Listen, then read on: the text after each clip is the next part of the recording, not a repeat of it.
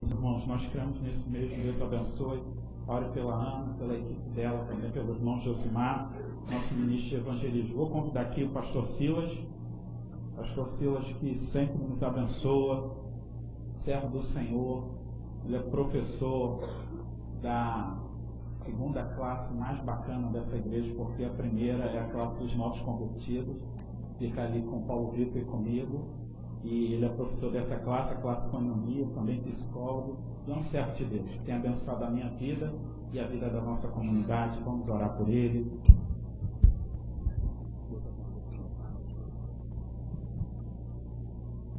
Deus, eu estou aqui com o teu servo, ó Pai, crendo que o teu Santo Espírito está sobre ele. E crendo, ó Deus, que o Senhor vai nos falar. Ó Deus, nós queremos, ó Deus, não só, ó Deus, essa luz para a gente, mas nós queremos iluminar esse mundo. Amém. Então nos ajude, ó Pai, fale conosco, amém. Fale comigo, use o teu servo em nome de Jesus. Amém. Amém.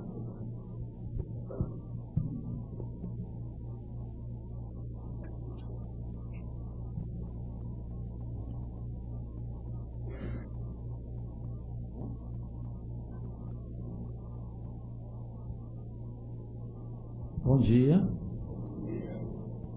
Quando vocês veem o pastor Roberto aqui, já sabem que o pastor Vitor não está aqui, né? E quando vocês me veem aqui, tem uma dupla certeza que ele não está, né? E quando chego lá embaixo e vejo meu carro parado na vaga dele, aí vocês têm certeza que eu vou pregar, né?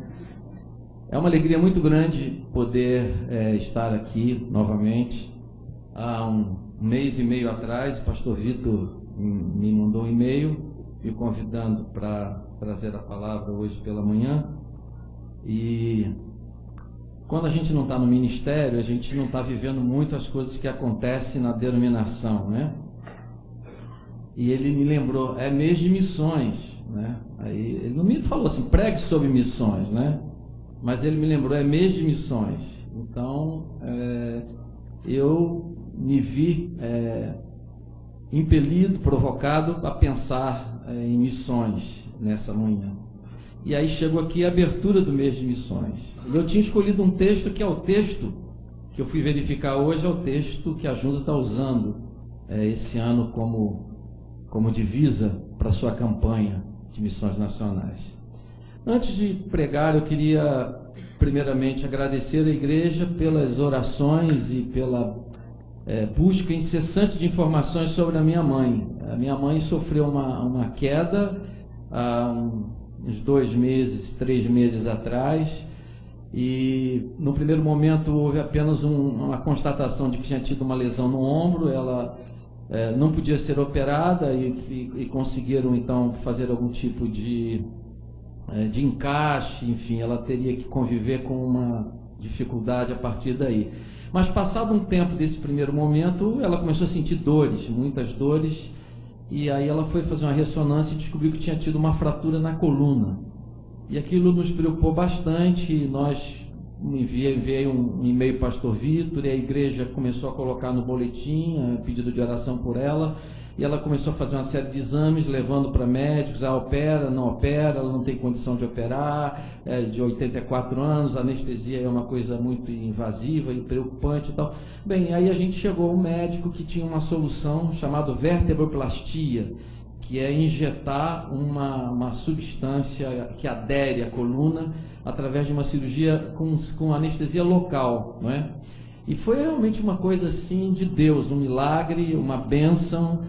E porque a gente estava imaginando uma cirurgia assim devastadora, invasiva, e foi uma cirurgia feita por um médico bem conhecido aqui no Rio de Janeiro, que por ser conhecido do meu filho também fez assim um preço bastante módico, né, para essa cirurgia. E em resumo, a minha mãe está muito bem, já voltou a ter toda a sua atividade, que antes estava com dificuldade, e eu agradeço a Deus e à igreja as orações, a preocupação, os telefonemas, os e-mails que me passaram, e eu queria dar essa notícia que eu estava devendo aos irmãos. Queria também falar da minha alegria por estar aqui hoje de manhã, e especialmente por ter pessoas de Macaé aqui hoje, né? E já foi apresentado o Henrique César, né, que é do meu tempo de garoto em Macaé, né? E também o Moisés, né, que joguei muito futebol com ele. Eu tenho uma fotografia, você lá, aquele back central, mó pau Pereira, né?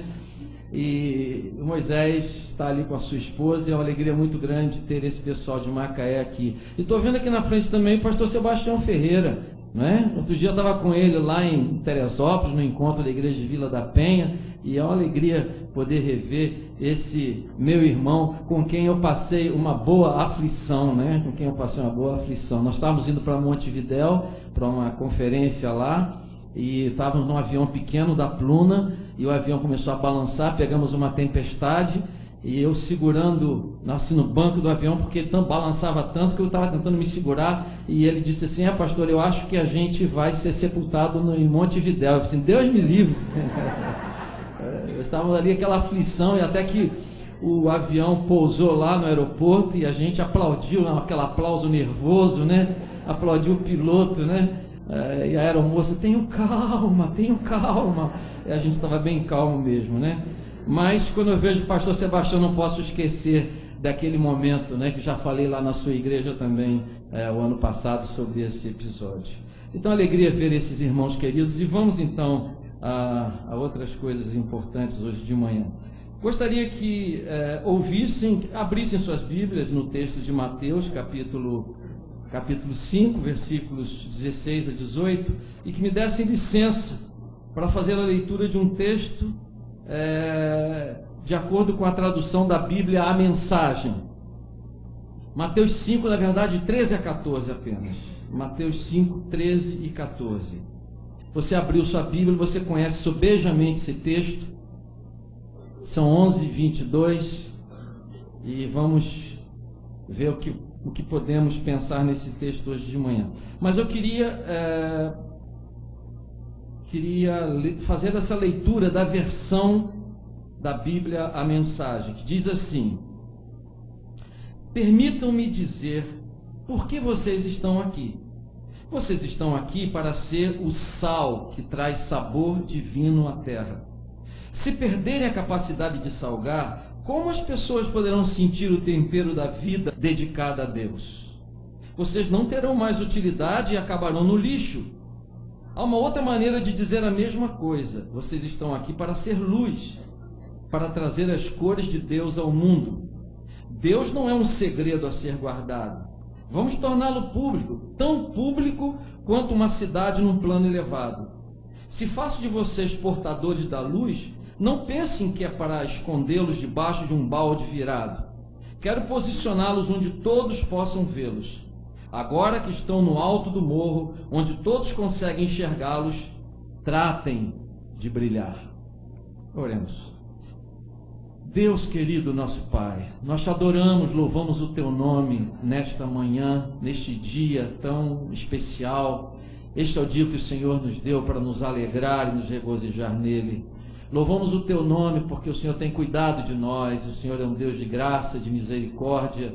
O Senhor é o Deus que nos alcançou através do Senhor Jesus e nos deu sentido e razão para viver neste mundo. Agradecemos a Deus por tua obra contínua na nossa vida, pelo teu querer nos transformar sempre, pela tua insistência em investir em nós e nos aperfeiçoar a fé, em melhorar a nossa vida neste mundo que tu criaste. Louvamos o teu nome, ó Deus querido, porque o Senhor tem suprido cada uma das nossas necessidades, como Deus provedor, como pastor, sumo pastor das nossas almas. Louvado seja o nome do Senhor. E agora, Deus, quando estamos diante desse texto e nessa perspectiva de missões, nós oramos para que nesta manhã o Senhor nos dê uma visão para além daquilo que nós temos visto normalmente quando se trata de campanha de missões. Nós pedimos que o Senhor nos mostre a nossa responsabilidade pessoal, na nossa vivência diária, no nosso dia a dia, que nós possamos mesmo encarnar de maneira absolutamente prática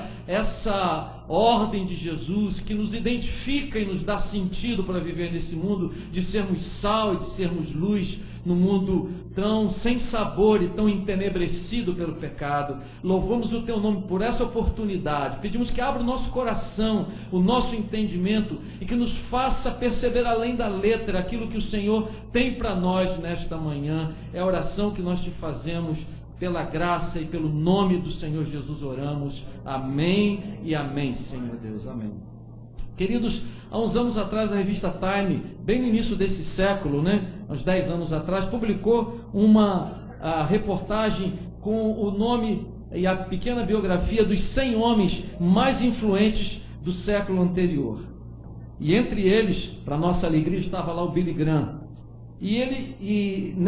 Alguém vendo essa lista desses 100 homens mais importantes, homens e mulheres mais importantes do século anterior, alguém, ao ler sobre isso, disse, tentando encontrar algo em comum nesses 100 personagens, alguém disse que o que eles tinham em comum era que todos eles tinham vivido para cumprir a missão que eles escolheram cumprir nesse mundo. E tinham todos eles uma razão para viver, que abraçaram para viver neste mundo. Por isso, eles se tornaram quem eles eram naquele tempo. O que é uma missão? Missão é um propósito de existência. Missão é uma razão para viver no mundo. Nossa missão no mundo identifica quem nós somos. Nós somos aquilo que a nossa missão mostra, aquilo que a nossa vivência nesse mundo revela. Então, qual é a missão que nós temos? Qual a razão para estarmos aqui? Nós geralmente falamos em missões, que é o plural de missão, não é? Falamos em missões, e eu acho que a gente se perde muito nessa pluralização da obra missionária e deixamos de particularizar, pessoalizar, identificar a obra missionária como algo pertencente a nós, e não somente por um tempo definido e marcado no calendário eclesiástico, mas para cada dia da nossa vida, para cada tempo que vivemos nesse mundo. Há 2000 anos atrás, o Senhor disse qual devia ser a minha missão. Ele disse qual deveria ser a sua missão nesse mundo. Se eu parasse e perguntasse qual é a sua missão hoje, eu não sei quantos diriam que a sua missão é exatamente essa missão que o Senhor estabeleceu, definiu, não é? E colocou para cada um de nós. Eu não sei se você diria exatamente isso que o Senhor disse, mas Ele disse o seguinte: permitam-me dizer por que vocês estão aqui, permitam-me dizer qual é a missão que vocês têm, permitam-me dizer qual é o propósito da vida de vocês, permitam-me dizer a razão da existência de vocês neste mundo, permitam-me dizer, vocês estão aqui para ser o sal que traz sabor divino à terra. Permitam-me dizer que vocês estão aqui para ser luz, para trazer as cores de Deus ao mundo. Queridos, quando Jesus enunciou o Sermão do Monte, ele estava num monte, e esse texto faz parte do Sermão do Monte, que poderíamos dizer que é o coração do Evangelho. Quem entra no Sermão do Monte entra no coração de Deus, não é? Um sermão tão importante, não é? Dizem que ele é uma miniatura de todo o Evangelho, não é? Mas Jesus, quando enunciou esse sermão, ele estava no monte, Sermão do Monte, um monte próximo ao Mar da Galileia. E possivelmente, nesse momento em que Jesus fala de sal e de luz, duas coisas possivelmente estavam na mente de Jesus. Primeiro, que o Mar da Galileia manda suas águas para um outro mar chamado de Mar Morto. Todos nós sabemos a história do Mar Morto, um mar extremamente salino, um mar em que a vegetação não vive, a vegetação e os animais não conseguem sobreviver, tal grau de salinidade do Mar Morto, não é? Então, o Mar Morto é cheio de sal, tem muito sal no Mar Morto, não é? E lá no Mar Morto, numa extremidade do Mar Morto, existia naquela época uma comunidade chamada Comunidade dos Essênios, não é? E é interessante que a comunidade dos essênios, eles tinham como meta principal da vida deles, como razão de ser, a reprodução da escritura bíblica. Eles viviam reescrevendo os textos bíblicos, não é? E divulgando os textos bíblicos. Esse era o trabalho que os essênios faziam. E os essênios se autodenominavam filhos da luz.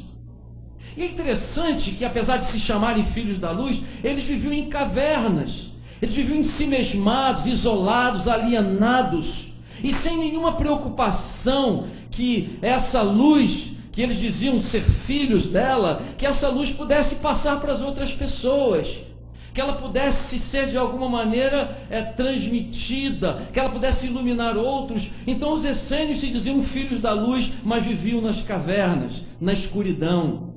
Possivelmente Jesus olhando e fazendo um paralelo do Mar Morto com a sua extrema salinidade e dos essênios com a sua ideia de serem os filhos da luz. Jesus olha para os seus discípulos e diz: vocês são sal e vocês são luz.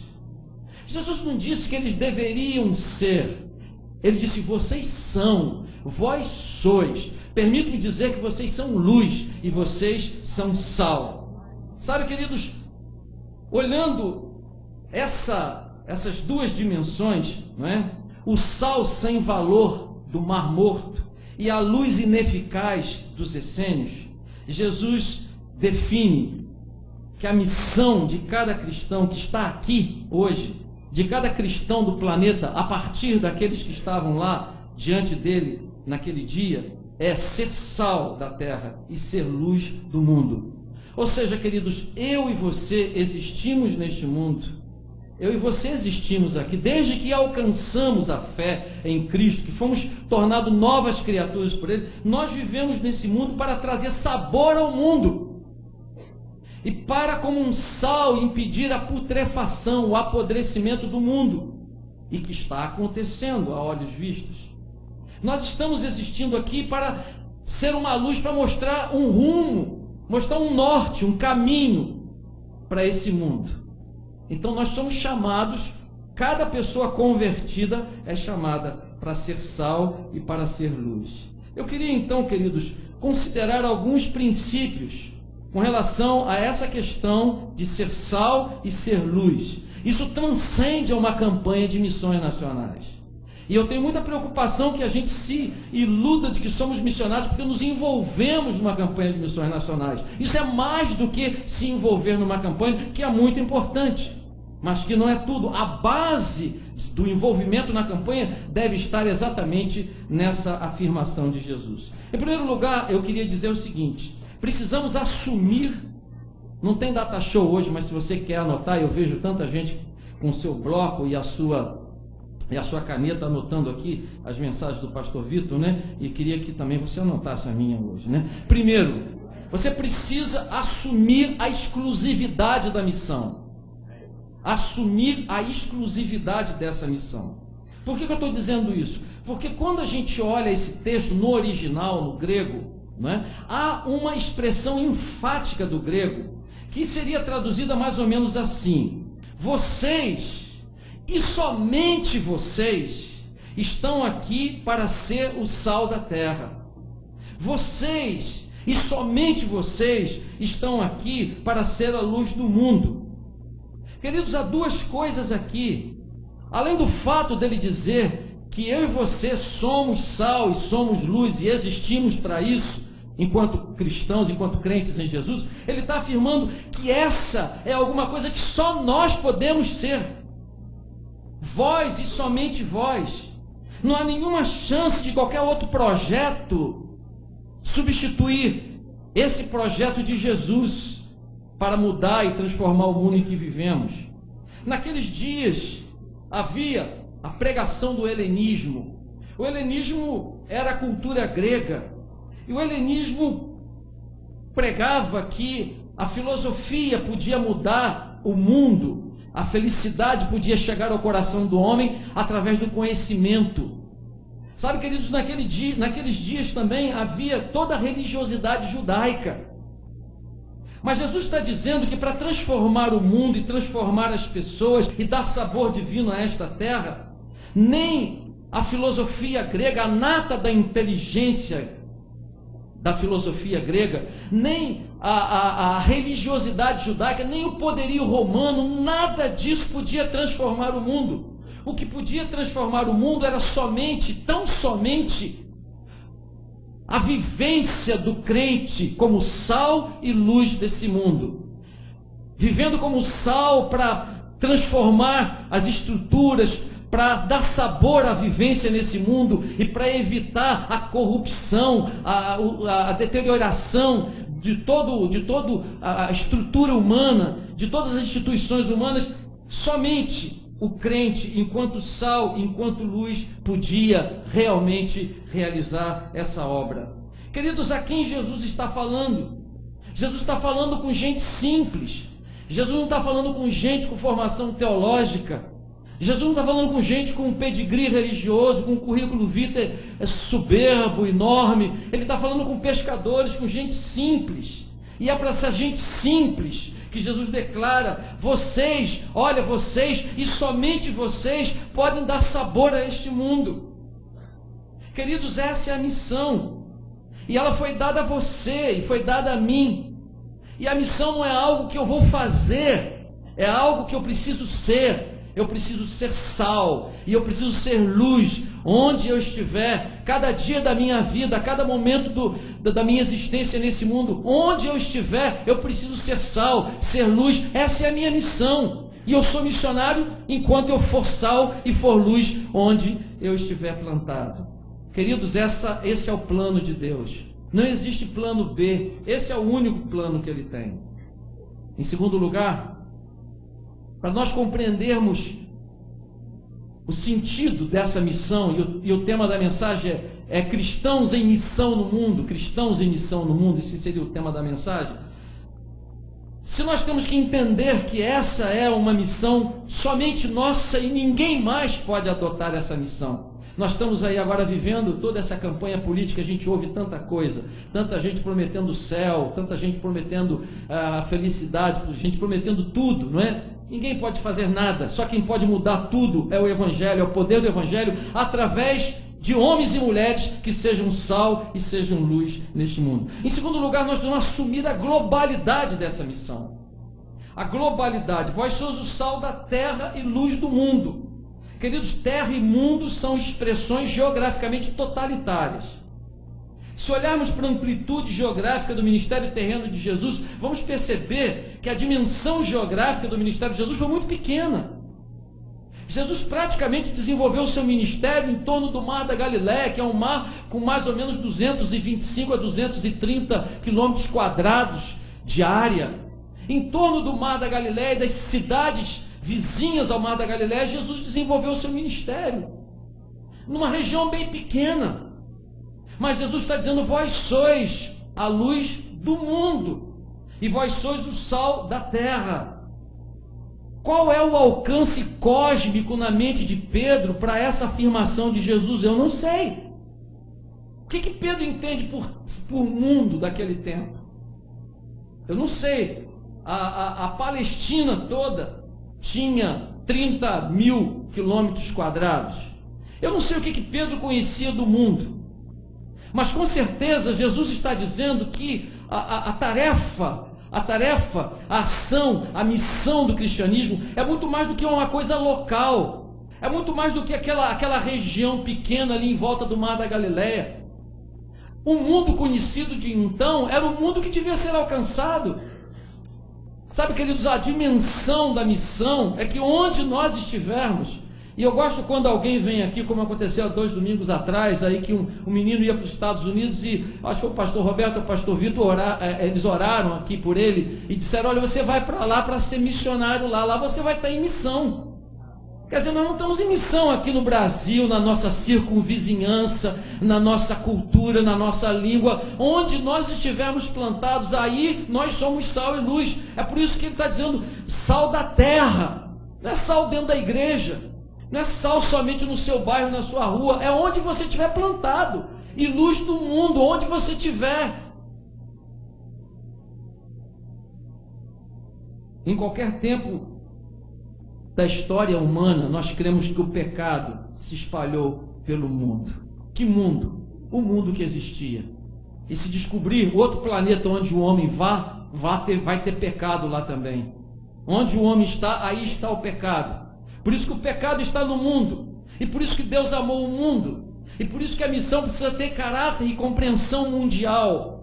Billy Graham disse certa vez que quando ele via o planeta Terra fotografado de uma nave espacial, aquela bola azulada, Billy Graham disse: eu tinha vontade de pegar essa bola e entregar nas mãos de Jesus.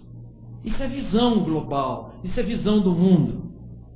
Nós precisamos ter essa visão. Às vezes, domingo passado à noite eu estava em Macaé, na segunda igreja batista, tinha um irmão falando da Indonésia. E eu estava olhando para um lado e para o outro. Será que alguém sabe aonde é que fica a Indonésia? E ele mostrando slides lá do trabalho missionário dele na Indonésia. E eu fiquei pensando, o que isso toca nas pessoas? O que isso tange alguém? O que isso sensibiliza uma pessoa? Queridos, para termos essa sensibilidade, precisamos ter compreensão dessa visão totalitária do Evangelho, dessa missão que o Senhor globalizou, que Ele não circunscreveu, que Ele não delimitou, pelo contrário, Ele generalizou. Lá na igreja do Maracanã, quando nós estávamos lá pastoreando, e eu, para ver se a igreja ficava pensando sempre no mundo, sair dos nossos arraiais, da nossa do nosso território, sair da nossa visão territorial, sair da nossa compreensão paroquial, que a gente pudesse viver e viver pensando num mundo a ser ganho para Jesus, para sermos missionários em todo lugar. E eu então mandei colocar, incrustar embaixo do púlpito um globo da terra, bem ali embaixo. Eu disse, gente, toda vez que eu estiver pregando aqui, quero que vocês entendam que nós estamos aqui pregando para o mundo, experienciando a mensagem para o mundo todo. O Evangelho chegou a mim e a você, porque há 130 anos atrás, pessoas sabiam que precisavam ser sal e luz em outros lugares, e chegaram aqui, vieram dos Estados Unidos chegando aqui, trazendo o Evangelho. Porque 100 anos antes ou 200 anos antes, ingleses saíram da Inglaterra para Nova Inglaterra, levando a luz e levando sal para salgar e para dar rumo àquelas pessoas daquele lugar a ser ainda conquistado, antigamente Nova Inglaterra, hoje Estados Unidos. Então, queridos, nós precisamos realmente ter essa percepção da globalidade da missão, de sairmos do nosso arraial. Quando o pastor Fabrício fala aqui de uma igreja lá no interior do Paraná, um lugar onde vai ser plantada uma igreja, eu não sei quantos realmente conseguem perceber isso. Essa visão de transcendermos a nossa geografia local, ao nosso endereço conhecido e pensarmos na globalidade da missão. Jesus disse, vocês devem ser sal e luz em todo e qualquer lugar do planeta, porque Deus amou o mundo, então sois luz do mundo. Em terceiro lugar, queridos, precisamos assumir a eficácia dessa missão. Precisamos entender que essa é uma missão eficaz. Essa é uma missão que realmente transforma vidas, pessoas, povos, etnias. Na metáfora que Jesus usou, 2 agentes foram usados, absolutamente eficazes na sua ação: sal e luz. Sal que você vai usar hoje na hora do almoço, que possivelmente usou hoje no café da manhã, e que todo mundo saudável gosta de ter na comida. Sal era, naquele tempo, grande conservador de alimentos. Fundamental, não havia refrigeração elétrica. O sal conservava os alimentos. Era a substância mais importante, a ponto de que quando as pessoas trabalhavam um mês, ganhavam um salário. Salário vem de sal, era pagamento feito em sal. Sal era uma coisa importante. Luz. Apesar da precariedade da iluminação naqueles dias que não tinha luz elétrica, todo mundo sabia como era importante alguém colocar uma luzinha de azeite na ponta do sapato e andar devassando a escuridão com aquela pequena lâmpada de azeite na ponta do seu pé amarrada. E por isso Jesus diz que nós temos que ser a luz do mundo, mostrar o caminho, apontar o caminho por onde as pessoas devem ir. Então sal e luz eram agentes absolutamente eficazes na sua ação. Jesus afirma conscientemente e confiantemente que aqueles homens que estavam ali, aqueles discípulos que estavam ali, seriam tão eficazes na sua ação no mundo quanto era o sal na sua ação preservadora, quanto era e dar sabor aos alimentos, quanto era a luz na sua missão de devassar as trevas. Jesus está afirmando que aqueles homens ali, homens e mulheres, discípulos dele, seriam eficazes enquanto sal e enquanto luz nesse mundo criado. Sabe, queridos, Jesus tem absoluta confiança e usou duas metáforas absolutamente eficazes. Agora, por que não vemos esse mundo sendo transformado? Por que não vemos um freio em todo esse processo de degradação moral? Sabe, queridos, por que não vemos a luz realmente mostrando para o homem moderno qual é o caminho que ele deve andar? Por que não vemos isso acontecendo numa escala maior do que aquela que vemos acontecendo dentro das nossas igrejas, quando pessoas levantam a mão, são batizadas e dão um testemunho da sua fé? Por que isso não atinge uma comunidade, não atinge um bairro, não muda uma cidade, não transforma a estrutura social e política de um país? Por que isso não acontece? Sabe, queridos, eu não estou perguntando por que o número de igrejas não aumenta, porque isso não é verdade. O número de igrejas aumenta a cada ano. Eu não estou perguntando por que o número de evangélicos no Brasil não aumenta, está aumentando a cada ano. Pesquisas recentes dão conta que hoje somos 43% da população brasileira é formada de evangélicos. Quase 1 em cada 4 pessoas que vivem na superfície desse Brasil varonil são evangélicos. E aí? E daí? Se somos 43 milhões de pontos de luz neste Brasil, se somos 43 milhões de agentes de transformação, por que a imoralidade sobe a níveis perigosos? Por que a corrupção nos torna campeões mundiais? Por que somos o segundo país do mundo em consumo de cocaína? Estatística colocada essa semana na imprensa, abaixo apenas dos Estados Unidos, que tem 30% a mais de população do que nós. Por que a corrupção? Por que o índice de desenvolvimento humano é tão baixo? O nível de educação formal no país é tão difícil da gente aceitar. Porque a saúde é tão precária. Queridos, não tenho dúvida em afirmar que isso é resultado da falta de luz. Luz esclarecedora e do sal que detém a corrupção e que detém todo esse processo de degradação. Somos muitos, temos recursos, a mensagem do Evangelho continua sendo eficaz, sal continua sendo sal, luz continua sendo luz, sal e luz são meios eficazes. Mas porque somos um gigante econômico e um anão moral, temos desculpas, muitas desculpas. John Stott, escrevendo seu livro Cristão em uma Sociedade Não Cristã, ele diz: se a casa fica escura no cair da noite, não faz sentido culpar a casa, pois é isso que acontece quando o sol se vai. A pergunta correta é: onde está a luz?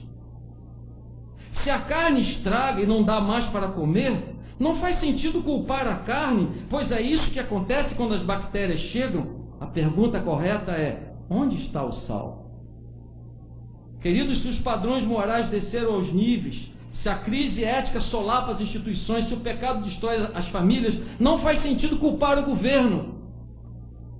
Isso já é um discurso cansativo, culpar o governo pelas coisas que estão aí.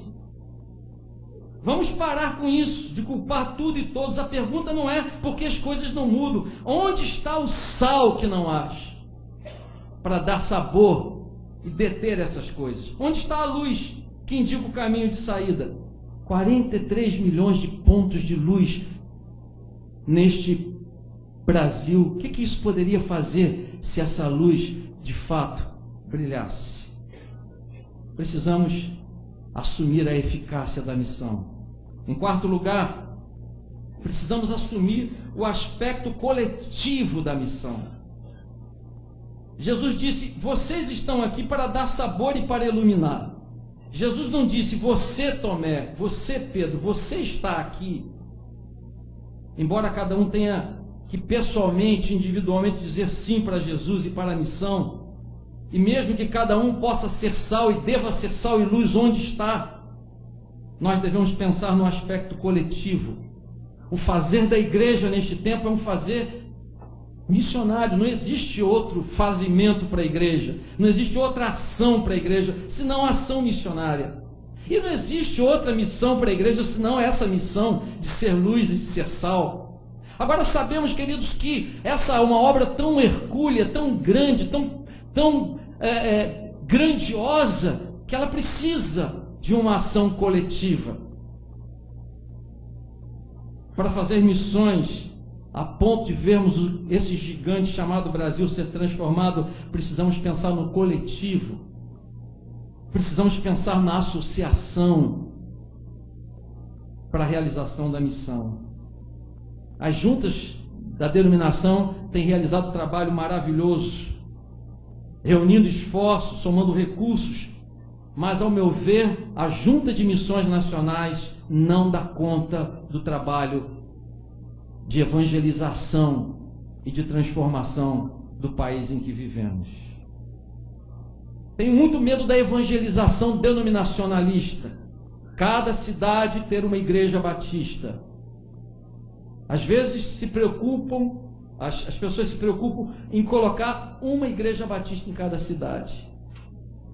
Eu acho que isso é uma coisa realmente bastante interessante.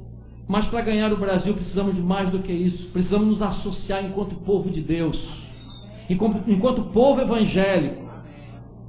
Um dos momentos mais sublimes do meu ministério pastoral foi uma certa ocasião que eu recebi um convite para fazer uma cruzada, pregar numa cruzada evangelística lá no Engenho de Dentro. E o pastor que me convidou era o pastor Batista, e eu percebi ele assim, cheio de cuidados em me convidar. Ele queria me falar um segredo que tinha que ser revelado, porque não podia ser guardado, né? E ele então me convidou, olhei na agenda, verifiquei, era possível, era quinta-noite, sexta-noite, sábado à noite, terminava no sábado à noite, não tinha no domingo. E vocês vão entender por que razões. Essa cruzada seria numa quadra de uma escola de samba, lá do Engenho de Dentro, um lugar muito amplo, né? Muito lugar para as pessoas sentarem, lugar para ficar em pé. Só que ele me falou, olha, são 4 igrejas que estão envolvidas nessa cruzada. Eu disse, poxa, que legal. E ele disse, mas pastor, é uma igreja presbiteriana, 2 Assembleias de Deus e a minha igreja. Aí ele ficou achando assim que eu não ia aceitar mais o convite. E aí eu fui e perguntei para ele, bem, mas e o resultado, os frutos desse trabalho silvério, nós cremos que vai haver? Aí ele falou, não, nós já mapeamos o bairro. Se forem dessas ruas, os decididos vão ficar para a Assembleia de Deus. Se for daquela ali, vai ficar para a Presbiteriana. Se for daquelas ruas de lá, vão ficar para outra Assembleia. E se estiver aqui perto da igreja que eu pastorei, aqui serão nossas. Eu falei, aleluia! Se foi um dos momentos mais lindos do ministério. Uma vez nós estávamos na igreja do Maracanã e houve uma época, a nossa igreja se tornou uma igreja missionária com uma forte ênfase missionária, e a gente sustentava alguns missionários em outros países, exclusivamente por conta da igreja. Era um tempo muito difícil. Todo membro da igreja era encorajado a dar, além do dízimo, uma oferta missionária mensal. E a gente tinha recursos razoáveis para investir em missões. E surgiu uma missionária que tinha feito Jocum. Ela não fez seminário teológico, ela fez Jocum. Ela não fez seminário do Sul, ela fez Jocum, Jovens com uma Missão. Ela era da igreja congregacional de Vaz Lobo. E ela tinha feito um treinamento missionário numa Assembleia de Deus em São Paulo. E ela chegou à nossa igreja querendo apoio missionário, apoio financeiro. E nós tínhamos um conselho missionário, o conselho missionário ouviu essa irmã, nós entendemos que devíamos realmente investir. E aí descobrimos que a própria igreja dela, congregacional de Vaz Lobo, mais uma Assembleia de Deus em São Paulo, já tinham disponibilizado recursos. Mas aí ela precisava ainda de uma parte do sustento. E a igreja disse, irmãos, vamos levar isso à igreja para votar, complementarmos o sustento da irmã Romualda. Vamos fazer isso. E levamos para a igreja. Na hora da votação, um irmão levantou a mão. Ela ia para a França, para muçulmanos. Numa comunidade lá, ia fazer um trabalho no meio dos muçulmanos. E aí um irmão levantou, mas pastor, se um muçulmano se converter, ele vai ser da Assembleia, vai ser congregacional ou vai ser batista? Isso é difícil mesmo, né? Queridos, quantos têm essa mentalidade ainda? Nós precisamos realmente ter uma compreensão de que o Senhor Jesus nos colocou numa missão que precisa de associação. A junta já faz isso, reunindo igrejas batistas do Brasil nessa campanha linda de missões e fazendo com que possamos juntar recursos para fazer, mas a obra para ganhar e transformar o Brasil e tornar o Brasil num país realmente voltado para o Senhor não vai ser feito somente pelos batistas. Precisamos ter essa atenção, queridos. Se as igrejas que congregam esses 43 milhões de evangélicos, ao invés de se preocupar em fazer crescer o seu arraial, crescer a sua igreja, crescer a sua denominação, se preocupassem em ser sal e ser luz juntos no Brasil, o Brasil seria transformado. E por fim, por último, nós precisamos assumir nossa identidade, que é a nossa missão. A nossa missão é a nossa identidade, e a nossa identidade é a nossa missão. O melhor caminho para descobrir nosso self, nosso ser em si mesmo, nossa persona, nossa identidade, é ouvir o que Deus falou através de Jesus, para você e para mim. Vocês estão aqui para ser sal. Mas se perder a capacidade de salgar, vão para o lixo, não terão mais utilidade. Vocês estão aqui para ser luz. Não fiquem escondidos debaixo de um balde virado. Tratem de brilhar, é o que o texto fala. Sal cujo sabor não é experimentado, não é sal. Se você tem um saleiro em cima da sua mesa e a sua comida está insossa, e você está vendo o sal ali, mas você não põe na comida, a comida não é salgada, ela não fica saborosa, o sal não tem nenhuma eficácia dentro do saleiro. Sal dentro do saleiro não faz nada. Luz embaixo de um balde não ilumina nada, não é luz. Luz só é luz quando ela ilumina. Aí é luz. Sal só é sal quando ele está inserido onde ele tem que agir e agindo. Ele é sal. Então, queridos, nós não precisamos fazer um treinamento para ser sal. Nós somos sal. Nós não precisamos fazer lá em casa, durante um tempo lá em Macaé, uns passarinhos vinham e faziam um ninho na cadeira da varanda. Era interessante.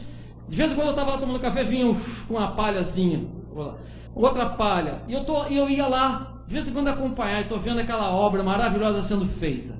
Vai estar construindo aquele ninho, um ninho enorme, por pássaros pequenininhos, mas eu percebia que a boca do ninho ficava numa posição que a gente não tinha acesso nem para ver o que tinha lá dentro. Eles vinham, eles faziam. Eu acompanhei toda essa obra arquitetônica e toda essa obra de construção, acompanhei tudo. 2 vezes eles fizeram isso. E aí um dia eu fui lá e eu olhava, quando eles não estavam lá, eu ia lá, olhava. Aí eu consegui ver, eu peguei uma lanterna, olhei lá dentro, vi os ovinhos lá. Caraca, tem ovinhos lá. Eles colocaram os ovinhos. E vocês sabem que daí passou um tempo, eu fui lá ver, tinha uns bichinhos se mexendo lá.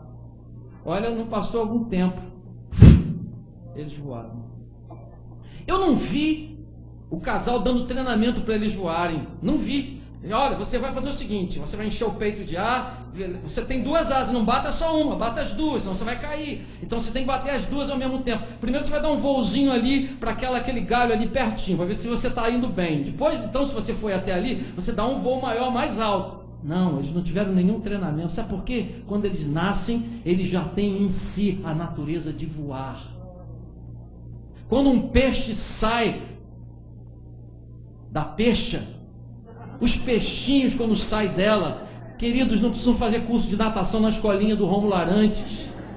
Eles já saem direto nadando no meio da água, está na natureza deles. E quando nós saímos do ventre do Espírito Santo e nascemos, precisamos de treinamento para ser sal e ser luz, ou precisamos só viver aquilo que é a nossa natureza? A nossa identidade, queridos, é exatamente essa. Quando o crente nasce, ele pode até ser matriculado numa classe de novos crentes para batismo, classe do pastor Roberto, a segunda melhor da igreja, a primeira é a minha. A segunda coisa, o crente pode até ser matriculado numa classe para técnicas de evangelismo, mas nós não precisamos ser matriculados numa classe. Treinamento para ser sal e treinamento para ser luz. Queridos, isso é inerente. Isso precisa ser algo que faz parte de nós. Onde estivermos, as virtudes de Jesus na nossa vida, e vivo não mais eu, mas Ele vive em mim. Isso precisa surgir, isso precisa aparecer no seu trabalho, na sua escola, seja adolescente, seja jovem, seja adulto, onde você estiver. Isso precisa ser algo natural, que saia de você. Você não precisa ser treinado a fazer isso, você já é isso, então seja. Conclusão: somos cristãos e estamos em missão no mundo. É importante cumprir a missão. É importante fazer isso. Por quê? 3 razões. Primeiro, porque o mundo que vivemos é sem gosto e escuro. Queridos, a Paris é chamada de cidade-luz. Sempre foi chamada de cidade-luz. Mas se vocês olharem, índice de suicídio de adolescentes é o maior do mundo. Índice de adolescentes que suicidam é maior na cidade-luz. Porque a cidade-luz é só luz externa, não é luz interna, não conhece o caminho. Jesus, vendo as multidões, teve compaixão delas, porque era como ovelhas sem pastor. As multidões de hoje não são diferentes daquelas multidões que compadeciam o coração do Mestre. Então, o mundo em que vivemos, eu poderia dar uma série de dados estatísticos aqui, que vocês conhecem muito bem, para mostrar para vocês como é que esse mundo está escuro e sem sabor. Não vou fazer isso. Segunda razão, porque nós precisamos cumprir a missão, porque temos uma mensagem ambulante. Possuímos algo que o mundo necessita, de consequência eterna, que faz toda a diferença e que separa o céu do inferno. Só precisamos cumprir a missão. E terceiro, porque diz a divisa aqui da Junta de Missões Mundiais: assim resplandeça a vossa luz diante dos homens, para que vejam as vossas boas obras e glorifiquem a vosso Pai que está nos céus. O Pai será glorificado quando você for sal e quando você for luz. A glória não será sua, a glória será do Pai. Um pastor uma vez estava viajando num avião, uma companhia americana, e ele estava sentado lá nos últimos bancos, e havia uma criança chorando o tempo todo. Viagem noturna, pela madrugada, varanda madrugada, viagem intercontinental, e aquela criança, e o choro daquela criança perturbava aquele pastor, perturbava as pessoas. Olhavam para a mãe, e a mãe tentava, e botava, e cuidava, e virava, e dava mamadeira, e tirava mamadeira, e a criança chorando.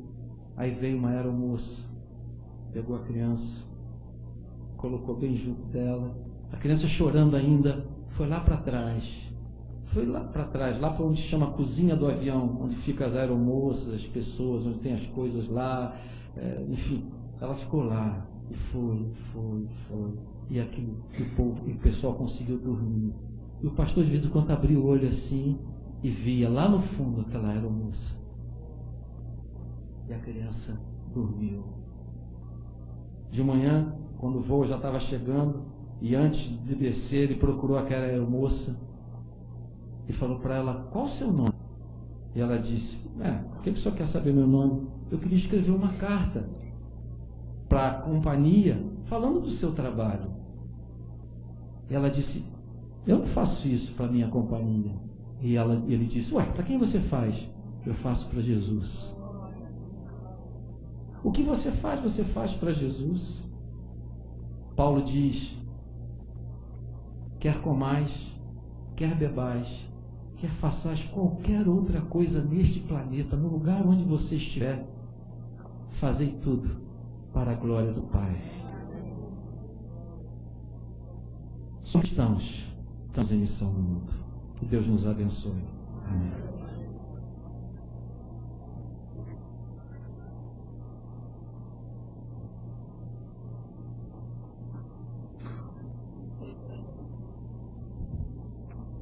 Há quatro anos, o nosso pastor ele fez um apelo aqui na nossa comunidade e todos levantaram.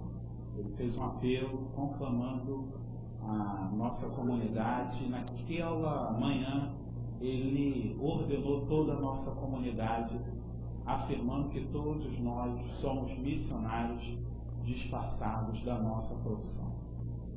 Meus irmãos, nós cremos mesmo que essa universalidade do Evangelho,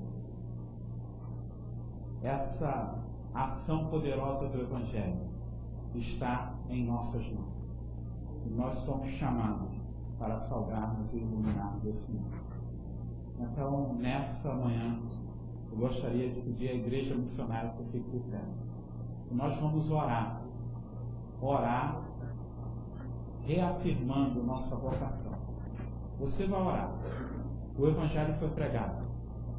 Nós acabamos de ouvir o Evangelho. Deus, mais uma vez, nos desafiou. Então, nesse momento, nós vamos orar. Você vai orar. Ore aí no seu lugar. Deus, mais uma vez, eu entrego a minha vida a Ti para ser sal e luz desse mundo. Meus irmãos, a nossa janela 1040 está aqui, Zona Sul do Rio de Janeiro. Só a Igreja Batista, já fecharam 2 aqui. O Evangelho está minguando na Zona Sul do Rio de Janeiro. Nós precisamos de um derramar do Espírito, não só para a nossa comunidade, mas para todos os irmãos que se reúnem aqui para adorar e bendizer o nome de Cristo Jesus. Então nós vamos orar. Ore no seu lugar. Ore no seu lugar. Fale, Deus, eu estou aqui. Deus, eu não quero perder o sentido, eu não quero perder o sabor. Eu quero salgar essa terra, eu quero salgar esse mundo. Deus, eu quero ser luz. Eu quero ser luz para os meus amigos, eu quero ser luz para a minha comunidade, eu quero ser luz no meu bairro, na minha casa, no meu prédio. Deus, toma a minha vida, toma a vida dos meus filhos, dos meus pais, da minha casa, toma a minha comunidade em tuas mãos. Vamos orar.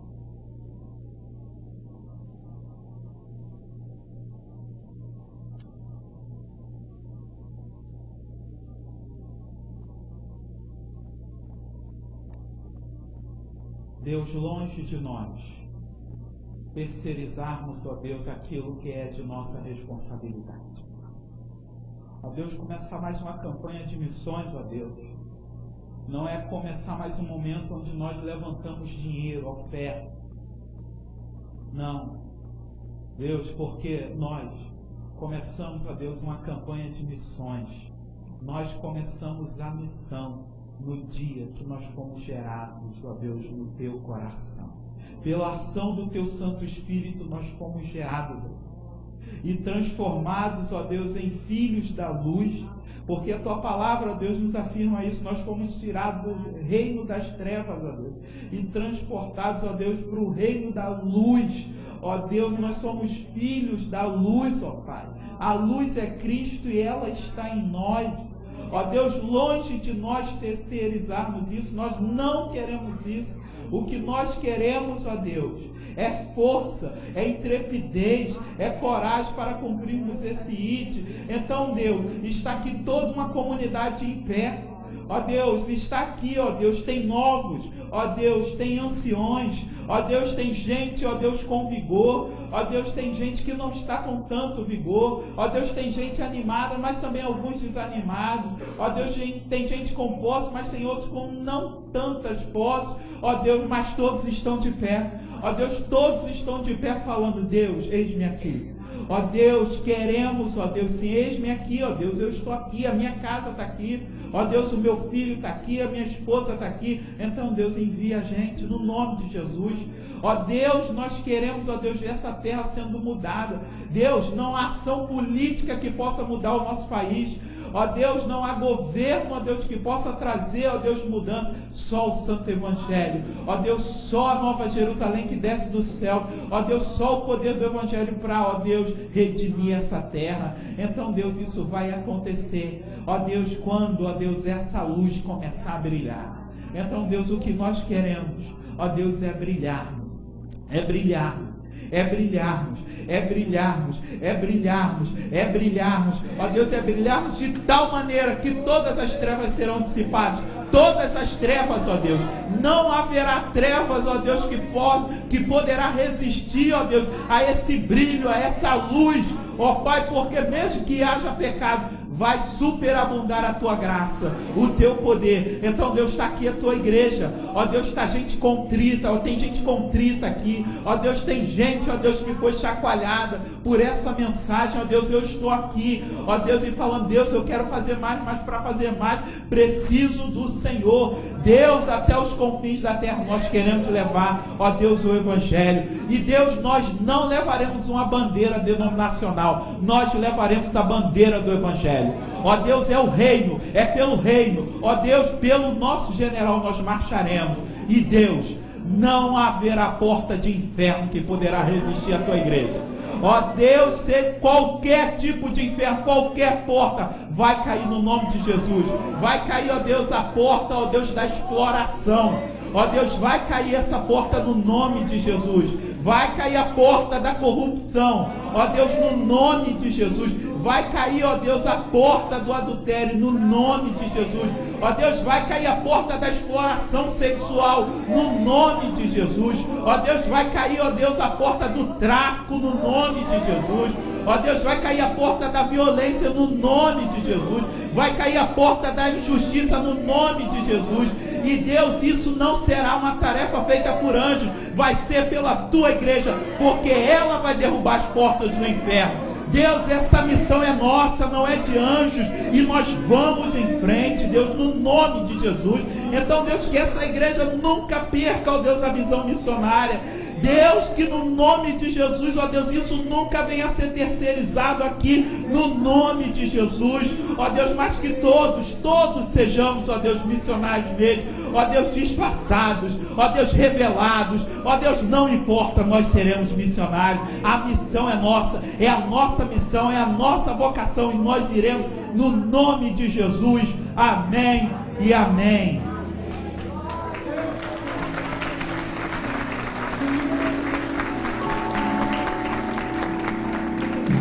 Senhor